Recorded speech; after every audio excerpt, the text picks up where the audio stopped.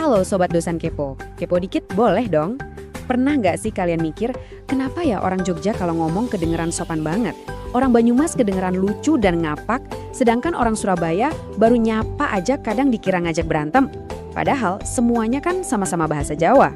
Nah, di pembahasan kita kali ini, kita bakal membedah tuntas topik sejarah dan sosial budaya yang super menarik soal asal-usul dialek bahasa Jawa ini. Siapin fokus kalian, karena penjelasan ini bakal bikin kita semua makin bangga sama kekayaan budaya Indonesia. Oke, mari kita bedah materi ini. Bayangin aja kita punya 3 teman anak muda dengan karakter yang beda-beda. Satu dari Jogja, yang kalau ngomong pelan dan sopannya minta ampun. Terus, satu dari Banyumas, yang logatnya medok dan lucu banget. Dan satu lagi dari Surabaya, yang baru nyapa aja kadang suaranya ngegas kayak lagi ngajak ribut.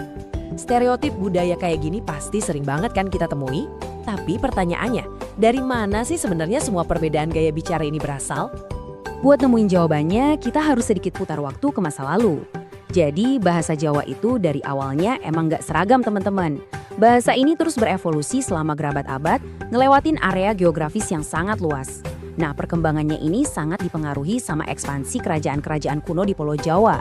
Mulai dari era Kerajaan Majapahit di abad ke-13 sampai Kesultanan Mataram di abad ke-16. Karena wilayahnya masif banget, tiap daerah akhirnya ngembangin kebiasaan dan logat bicaranya sendiri-sendiri sampai jadi dialek modern. Ibaratnya itu kayak resep masakan.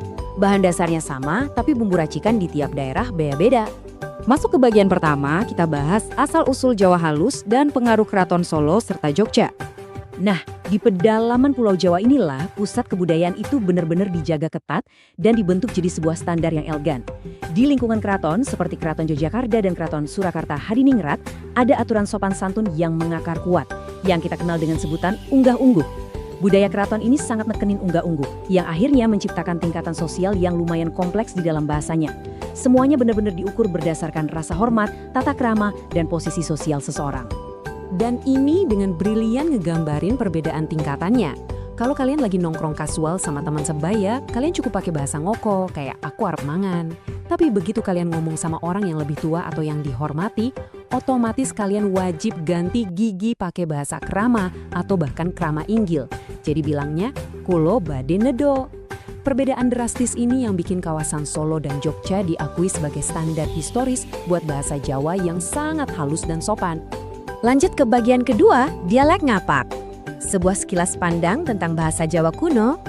Sekarang kita jalan-jalan sedikit ke arah barat, ke daerah kayak Banyumas, Tegal, dan Brebes. Coba deh perhatiin perbandingan vokalnya. Kalau standar keraton kan mengubah banyak akhiran A jadi O, kayak Opo dan Sego. Tapi dialek ngapak ini santai aja, mereka tetap melafalkannya dengan huruf A yang jelas dan lugas, jadi Apa dan Sega. Kata ngapak itu sendiri diambil dari bunyi konsonannya yang kedengeran tebel, bunyi pak-pak gitu. Makanya orang Banyumas kalau ngomong kesannya sangat tegas, lugas, dan apa adanya. Banyak banget loh yang ngira kalau ngapak itu tuh bahasa Jawa yang rusak atau kasar gara-gara beda dari standar keraton. Padahal, tunggu dulu, para ahli bahasa justru bilang kalau dialek ngapak ini adalah semacam kapsul waktu.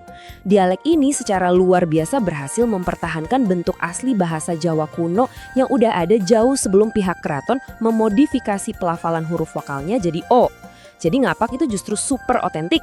Menurut Jurnal Ilmu Komunikasi, ngapak itu bukan sekedar dialek biasa, melainkan sebuah kebanggaan. Fakta uniknya nih, ada penelitian tentang komunitas mahasiswa asli Banyumas di Bandung yang namanya Iwakmas. Mereka ini dengan sangat bangga dan konsisten pakai bahasa ngapak di tanah perantauan sebagai identitas budaya mereka. Ini bukti nyata kalau ngapak itu budaya yang hidup, adaptif, dan pastinya bikin bangga.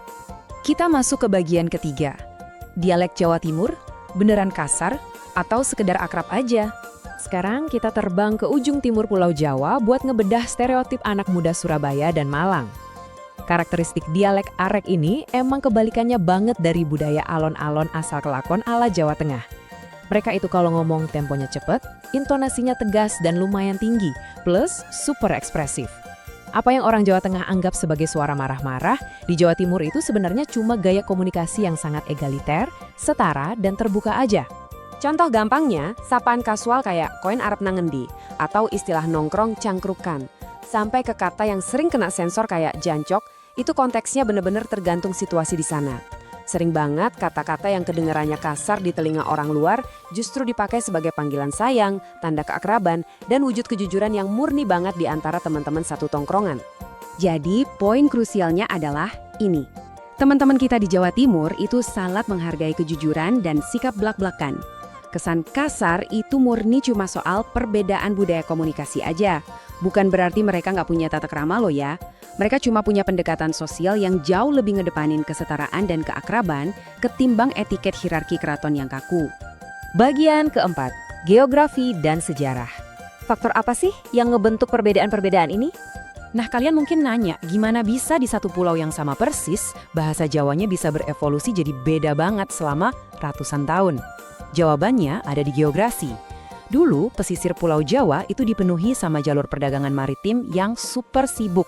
Daerah pesisir utara dan timur berkembang lebih cepat dan dinamis gara-gara percampuran antar suku yang masif. Ada pelaut Madura, Sunda, sampai pedagang Arab dan Tionghoa ngumpul di sana. Sebaliknya, daerah pedalaman tempat berdirinya keraton itu lebih terisolasi dari hiruk-pikuk pelabuhan. Makanya mereka bisa lebih fokus buat melestarikan dan mengunci struktur tata bahasa dengan sangat ketat. Mengutip penelitian dari jurnal Diksi, pemilihan kata dan struktur kalimat di Jawa Timur itu sangat kuat dipengaruhi sama interaksi sosial maritim tadi, bukan didikte oleh aturan baku kaum bangsawannya. Karena mereka terbiasa berbaur setara di pelabuhan dan pasar sejak zaman dulu, bahasa yang tercipta pun jadi jauh lebih dinamis, cair, dan gak ada batas kelas sosial yang kaku di obrolan sehari-hari. Dan sampailah kita di bagian kelima. Keberagaman adalah kekayaan budaya dipersatukan oleh perbedaan. Pada akhirnya, mari kita kumpulin lagi nih 3 karakter teman anak muda kita dari Jogja, Banyumas, dan Surabaya tadi. Dialek ngapak dengan sangat lugas melestarikan sejarah kuno bahasa kita.